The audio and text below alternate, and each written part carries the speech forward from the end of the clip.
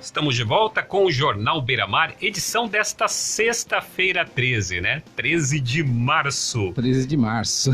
Você ainda tem alguma superstição, alguma coisa com sexta-feira 13, seu Fred? Olha, Rogério, depois de tudo que aconteceu nessa semana, desde da segunda-feira negra que nós tivemos na Bolsa... Que lembrança, hein, velho? Que é uma semana, eu vou te falar, essa semana aqui, para quem é investidor, quem faz investimento aí em fundo de ações, fundos imobiliários, uma semana bem turbulenta, né? Essa é a trilha sonora do mercado financeiro, ó. É o tema do filme Psicose, né? Psicose, né? Ontem, Rogério, a hora que nós estávamos aqui transmitindo o jornal e acompanhávamos já de início, né, a abertura dos mercados, lá no meu grupo que eu acompanho, os investidores, pessoal, o que está acontecendo? Minha economia está derretendo, meu Deus, Guedes, faça alguma coisa. O pessoal, todo mundo apavorado, né? Porque a coisa começou a cair, aí teve o primeiro circuit break, depois teve o segundo, né? E a coisa se complicou aí. Mas de resto, né, tudo tranquilo. Como se o Guedes pudesse... Opa, segura o botão do circuit break aí, não vai acontecer. Não vai acontecer nada, né? Mas assim, eu quero mandar um abraço para todos que estão acompanhando a gente. Estamos ao vivo em 101.5 aqui para Ubatuba, São Sebastião, Caraguá, Ilhabela, toda a região aqui. Você também pode acompanhar a gente aí pela internet acessando o nosso site, né? www.radioberamar.com.br. Também nos aplicativos, né, no seu celular, um deles aí o TuneIn, que sintoniza a rádio do mundo inteiro, entre elas aqui a Rádio Beira-Mar, e também nas nossas páginas pessoais aqui do Facebook, também no Facebook da Rádio Beira-Mar, também no canal do ouvinte e também no Reclama aqui Ubatuba Oficial, Rogério. Beleza, vamos lá, vamos cortar agora essa sexta-feira 13, zica pra lá, e vamos falar de uma história fantástica. Eu acho que não tem aquele, Fred, que nem que seja assim no mundo lúdico de quando éramos crianças, imaginou assim, de repente, passar por uma aventura dessa. Eu tenho certeza que você imaginou, eu imaginei, que de repente, imagina assim, você ir para outro lugar, para outro continente, navegando, seja de repente dirigindo um ônibus, uma moto, alguma coisa, essa coisa de liberdade. A gente vai contar uma história aqui fantástica. Para isso nós estamos recebendo aqui o tio Spinelli, né? Ele que a bordo aí do Soneca trouxe para a gente aqui muitas histórias para contar. Partindo aqui de Ubatuba, ele foi para uma aventura que durou aí 91 dias, né? 7.836 milhas, né?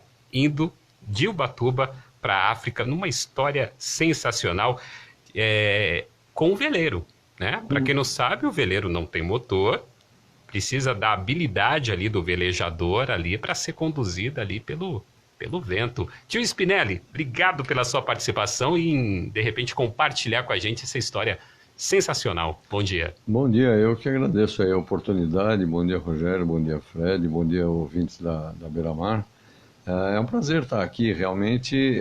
A gente vai divulgar um pouquinho o que é a vela e desmitificar essa história de que só super-herói atravessa. Eu não sou super-herói. Sou um velhinho, né? Será que não? Não sou, não. Desculpa perguntar, qual que é a idade do senhor? Agora, dia 19 de abril, eu faço 70 anos. 70 anos. Eu acordo com 20, todo dia. Um pouco mais jovem que o Fred, mas pegando logo do início, assim, como que aconteceu? Como que a vela, como velejar entrou na vida do senhor? Como que foi? Primeiro lampejo, poxa, eu quero fazer isso. Tá, quanto tempo nós temos? Senta. Senta que lá vem a história. Porque são 43 anos na vela. O que acontece é que eu antes voava de planador e tive que fazer por uma situação especial um curso de mergulho acompanhando um primo menor de idade meu. Caramba, só um parênteses aqui, você não gosta de motor, né? Não. É planador, não. Vela? Diz a lenda que eu sou um engenheiro mecânico especializado em automóveis, mas eu não lembro dessa fase negra. Então, eu comecei com mergulho e o barulho do motor e o cheiro de diesel me incomodavam muito. A passagem para o veleiro para mergulhar foi automática. Então, o mergulho entrou primeiro na minha vida, depois a paixão pelo veleiro, que é um planador na água.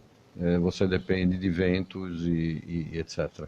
Então foi assim que entrou, mas há 43 anos atrás. 44 de mergulho, 43 de vela. Caramba! Algumas perguntinhas técnicas aqui Por para a favor. gente entender, né, Fred? Me ajuda aqui também nas dúvidas que você tiver. O veleiro, existe, por exemplo, partiu aqui de Ubatuba, tem ali traçado aquele plano, né?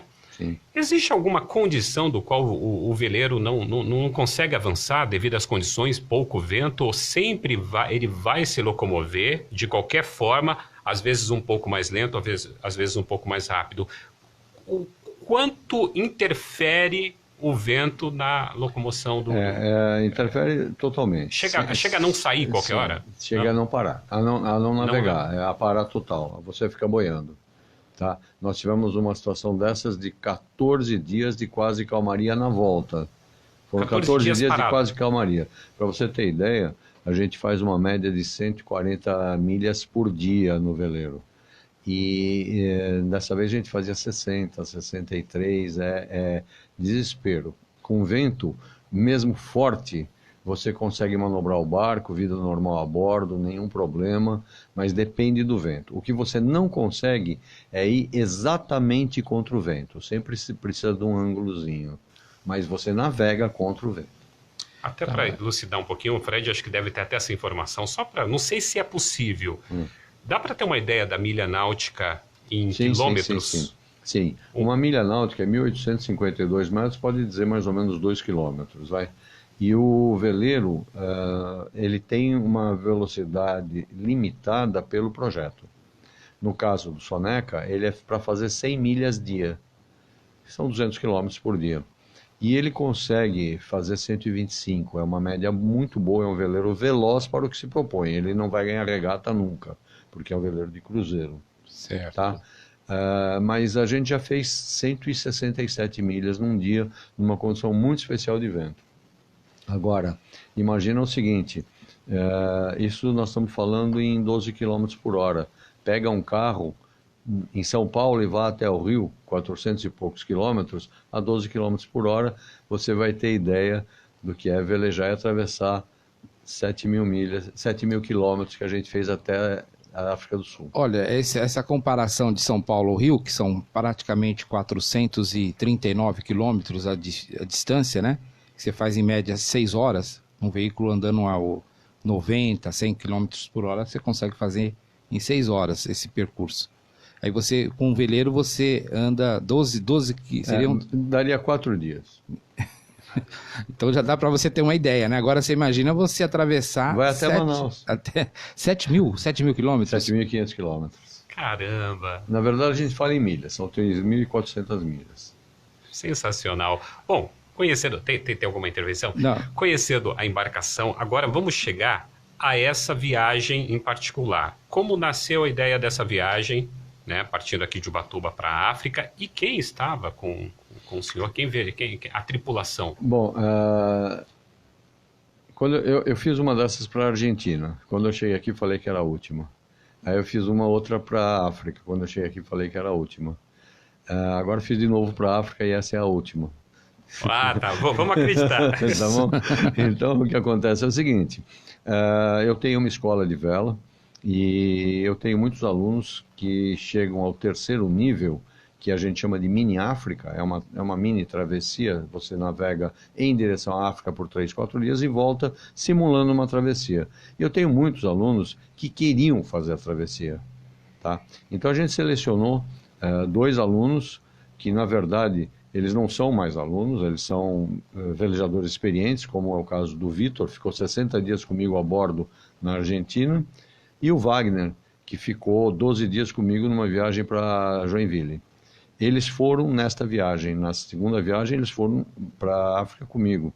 E eles se deram super bem no mar, um pessoal muito hábil. Eu, na verdade, só falava sim e não, porque eles assumiram o veleiro, que é a ideia básica, que eles comandassem o seu próprio barco, né?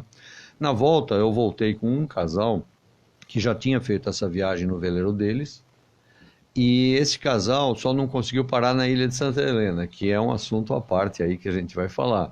E como ele me ajudou muito na parte de meteorologia via rádio, ele me dava a dica, vai ter vento, não vai ter vento, desvia para tal lugar que tem mais vento, coisa assim, eu me senti na obrigação de levá-los até a ilha de Santa Helena. Então, o objetivo era 2 alunos indo e esse casal eu pagando a minha dívida com eles para parar em Santa Helena, que é a ilha onde Napoleão ficou preso. Puxa, que legal. Olha, o Wagner, ele tá assistindo a gente aqui pelo Facebook, tá falando o seguinte, tá dando um bom dia a todos aqui, tá dizendo, tio, quando vamos para a África de novo?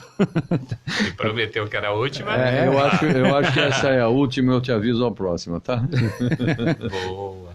A gente pode... E grande abraço pro Wagner, um cara muito eficiente, bem inventivo. Tá, também aqui tem a Elisa, também que tá te dando os parabéns, Elisa Ono, ó, parabéns, tio, te admiro muito, né? Tá dizendo Manda aqui. um abraço pro Brinco, marido dela. Agora, uma pergunta, nesse percurso, né? Então você passou 32 dias a ida, né? Que você estava me dizendo aqui, né? Então são lá dias e noites, né? Que você só vê água para todos os lados, não tem nada de terra, nem... E assim, você pegou alguma chuva, alguma tempestade? Porque pelo menos eu acho que no mar, até pelo calor, acho que é normal, né, ter essa mudança de tempo, igual a gente tem aqui. Tá? Faz o sol, esquentou bastante, depois da noite, finalzinho da tarde, cai aquela chuva, né? Isso acontece também nessas travessias? Como que é? Até completando, aqui no jornal... A gente sempre está relatando acidentes com embarcações bem próximo à costa, mas muito frequente, né? Aí por isso que vem essa curiosidade, numa travessia, os perigos, as coisas que podem, as ameaças que podem acontecer. Você tem que ter um bom barco, ter uma boa preparação e saber o que fazer com o seu barco, primeiro. A previsão de tempo você consegue por 2 dias, 3 dias no máximo. O resto você vai ter que encarar o que vier. O pessoal fala muito de tempestade, de ondas cobrindo o convés, tudo. Isso é um pouco de lenda, porque a gente faz a travessia dentro de épocas específicas. Por exemplo, eu só posso ir para a África do Sul entre outubro e março. Se eu quiser ir fora dessa época, eu vou pegar tempestades violentas que às vezes superam a capacidade do veleiro e às vezes a capacidade da tripulação. Então, você vai encontrar... quanto mais para o sul você vai, mais forte é o vento. Nós descemos o suficiente para ter um vento médio aí na faixa de 45 a 50 nós, durante 3 dias com chuva, que é o que você me perguntou. Então faziam 3 dias, vento muito forte, com chuva, todo mundo quietinho dentro do barco, agasalhado, saía para fazer manobras, e depois você tinha 2, 3 dias de sol com vento aí na faixa de 20 a 25 nós. Tá? Isso se repetiu por 12 a 15 dias na ida, então a gente conseguiu uma média diária de navegação muito boa. E ao contrário do que o pessoal diz, a tempestade não é assustadora. Assustadora é a ignorância do que fazer com o barco. Tá? Nada melhor do que falar com quem entende, né? Olha só, a segurança, né? Porque ele tá passando a gente fica, eu acho assim, pitoresco, né? Uma travessia dessa, assim, até pela minha ignorância, eu acompanho, mas eu não, né? Fala assim, eu não tenho coragem de fazer né? Não precisa de coragem, você precisa de um bom barco e conhecimento. Mas agora quando você conversa com uma pessoa que tem lá uma experiência, né? E ele começa então você começa a achar interessante, né? Ele passa. É quase um coaching que você faz agora. Com a sua experiência, você falando isso, muda. Eu vou dar um exemplo. Teve uma época que eu trabalhava numa consultoria, então eu viajava muito de avião e eu peguei uma turbulência que quando eu estava lá, eu pensei comigo, eu nunca mais entro no avião, de tanto que balançou. Quando paramos no aeroporto, eu estava tomando um café, tinha um comandante, eu estava comentando com meu amigo, pelo amor de Deus, ele olhou para ele e falou, eu posso dizer para você que é impossível uma turbulência derrubar uma aeronave. Mas ele falou de um jeito, olhando nos meus olhos, e a experiência que eu vi, praticamente ele cancelou esse medo de turbulência em futuros voos. Mas eu queria resgatar, Fred, o senhor tocou no assunto do veleiro ter passado direto, de não ter conseguido parar. Em Santa Helena. Em Santa Helena. E agora ficamos curiosos, né? Aí, por que não conseguiu parar e como que foi essa... Olha, Santa Helena é uma ilha particular. Ela tem 10 quilômetros de largura, de diâmetro mais ou menos, e você afastando 500 metros da costa, a profundidade é 1.800 metros. Então ela é uma torre no meio do mar. É só uma torre. E não tem praia, não tem lugar que você encoste o barco. Você deixa o barco numa boia que eles preparam para você lá, tem preparado. E quando você desce num cais, que a onda bate de frente, 2, 3 metros de onda, e tem uma trave com cordas penduradas. É uma trave, um gol. E no travessão tem umas cordas penduradas. O barco balançando e batendo, e você pula que nem o Tarzan para desembarcar. Então, não é sempre que você consegue descer nessa ilha. Nossa, deixa eu ver se eu entendi. Tem uma trave com correntes, Com cordas. Com cordas, então tem que passar com a embarcação e agarrar na... O barco encosta de lado, mas ele está pulando. Nossa. E você, numa dessas, você pula e reza para chegar lá.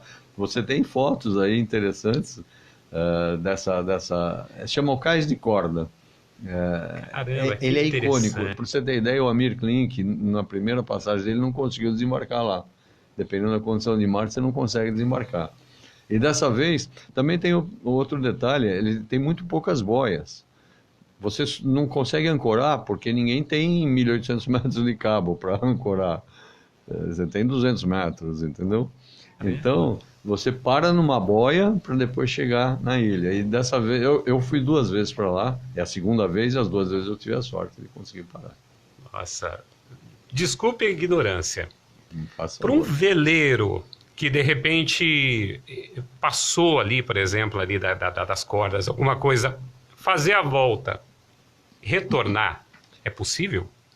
Você não passa com o teu barco, não tem a menor chance de você passar. Você para na boia e vem um taxi boat, eles chamam de ferry service, você chama pelo rádio, ele vem te buscar, e são barqueiros excepcionais. Eles conseguem encostar lá pelo segundo que a onda está na altura do cais para você pular. Mas se você não pular naquele segundo, da próxima vez o cais está a 2, 3 metros de altura. Eu queria ver o Fred participando de uma dessa e desembarcando ali, hein, Fred? Não, e essa ilha, agora ela tem, acho que é um aeroporto lá, né? Tem um aeroporto e para orgulho brasileiro só desce um avião brasileiro lá. Isso, eu vi essa história do aeroporto. Por quê? É muito acidentado lá e a pista não tem o comprimento necessário. Não então, tem o vento orientado. Isso, tem a questão do vento, isso eu já tinha pesquisado sobre isso daí. É muito interessante. Eu tô aqui, nós estamos falando aqui que você não está vendo, está ao contrário, mas tô com algumas fotos aqui. Nós estamos olhando aqui, estamos falando e estamos vendo as fotos aqui da... A cidade é no vale. A cidade fica no meio do vale. Aqui é o cais de corda. Engraçado que essa característica que não tem praia, que é tudo acidentado, pedras, né? Então é complicado, só tem esse jeito de fazer o desembarque. O avião, ele pousa e se ele não brecar rápido, você tem que aprender a nadar. Poxa, é quase muito um porta-aviões. Acidentado. Show de bola. Nossa, que história sensacional. A gente precisaria pelo menos de umas 2 horas, né, Fred?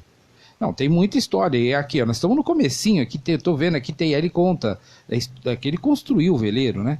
Caramba. Então isso que eu também queria saber rapidamente, falar da construção do veleiro.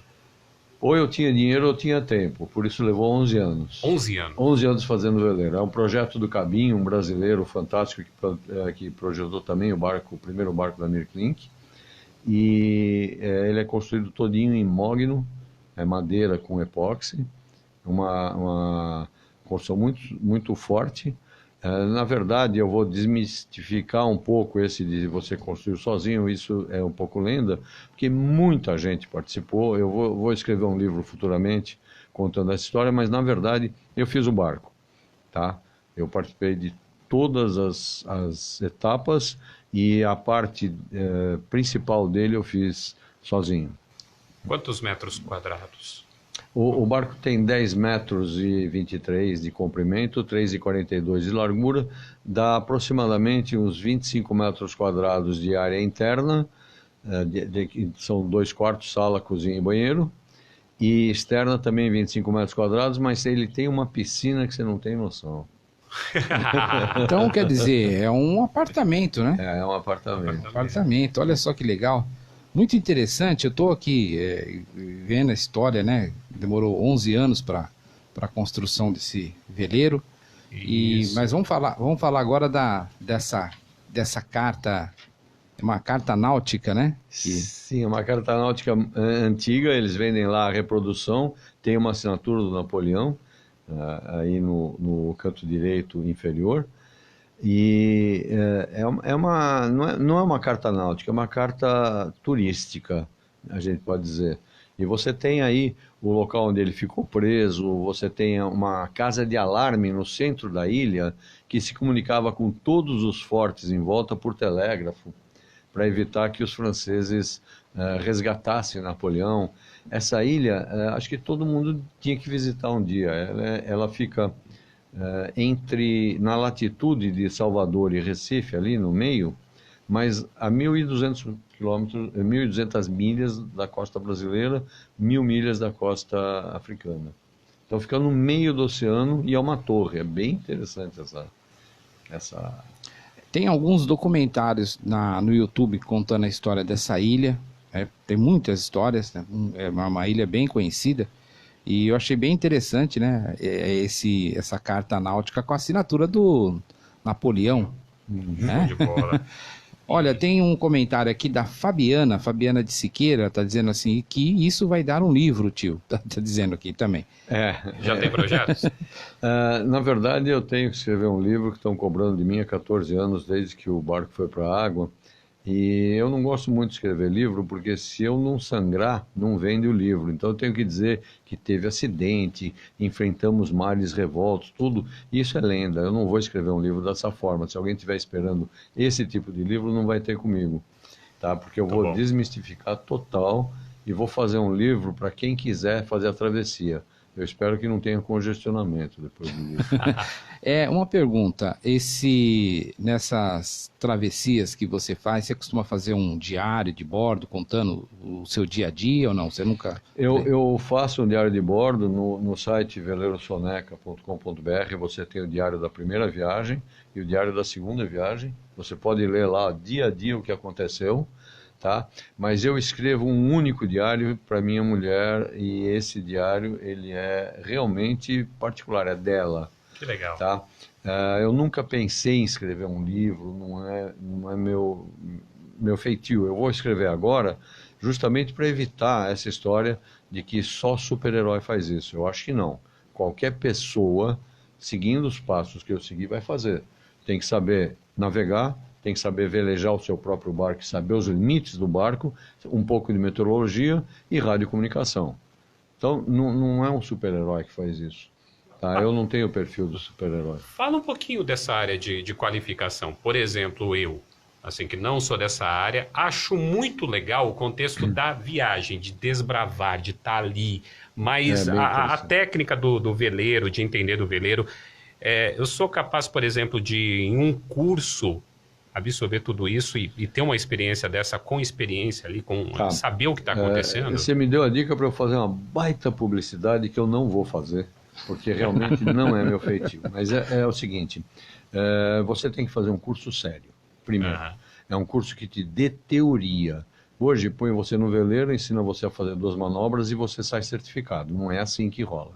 Tem que fazer um curso sério para a manobra da embarcação. Eu sei manobrar? Sei. Eu sei todas as manobras, mesmo em temporal? Sei. Ótimo.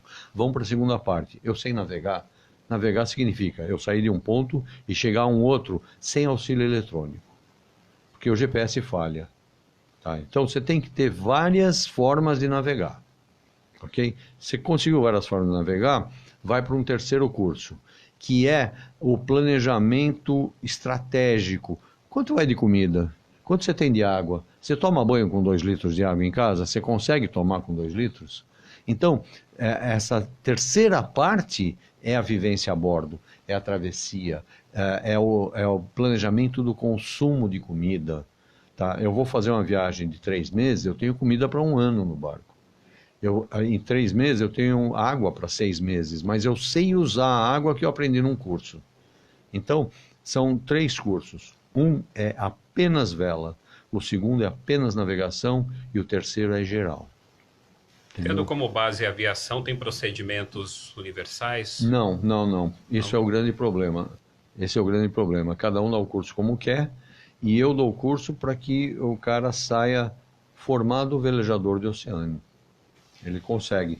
No primeiro curso ele veleja dentro da Bahia, brincando com os amigos. No segundo curso ele faz a costa brasileira inteira. No terceiro curso ele faz travessia. Eu não aconselho a fazer isso logo depois do terceiro curso.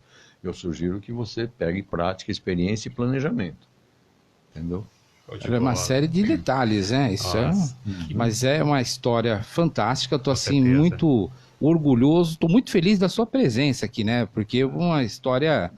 Quando o Gabriel entrou em contato comigo e falou, eu na hora eu já vi, eu falei, não, vamos trazer, porque acho que a gente tem que até, por um outro detalhe, Rogério, ser aqui da nossa terra, né? Daqui de Ubatuba. Então a gente tem que tem que valorizar, né? As pessoas que se destacam aqui. E assim, uma travessia dessa já está na terceira. Poxa, isso é espetacular. Não, na última. Na última. Mas a gente sabe bem como que é essa última. Bom, os ouvintes hoje em dia têm um jeito especial cada vez que vem um entrevistado aqui, que é dar prosseguimento a esse contato. Então muita gente está tendo contato aqui pela primeira vez com o tio Spinelli, só que a partir de agora, quando a gente sair do ar, a pessoa já quer por meios eletrônicos acompanhar. Tem contato, tem rede social do qual saiba sobre os seus passos, como que é? Tem. Eu tenho 2 redes sociais, tenho um canal de vídeo, no YouTube? Tudo na base veleirosoneca.com.br, Veleiro Soneca ou Tio Spinelli. O tio é uma marca, então Tio Spinelli, pode procurar que vai encontrar. Eu tenho uma outra pergunta aqui que eu quero fazer. Você sempre faz essa travessia, tem outras pessoas que acompanham, né? Você nunca fez a travessia sozinho. Esta última travessia era para ser feita sozinho, mas eu coloquei em risco o casamento. Então, é exatamente isso que eu queria perguntar. E a sua esposa, ela não sente vontade de participar dessa aventura? E embarcar nesse apartamento, né? Digamos assim, fazer um passeio desse? A minha esposa, ela entrou no ramo da vela tardiamente. Então, ela não tem a experiência necessária para fazer uma travessia e ela não se sente muito bem, por exemplo, em navegação noturna. Tanto assim que as nossas viagens, a gente já viveu a bordo 3 meses, tudo, mas tudo navegação diária. Você ia durante o dia e parava durante a noite, mas isso limita um pouco você fazer uma travessia. Só que, como o meu sonho era velejar travessias, ela faz todo o meu suporte e ela é a vela mestra do Soneca. Ela providencia a comida, ela acompanha a meteorologia, ela é o centro de informações.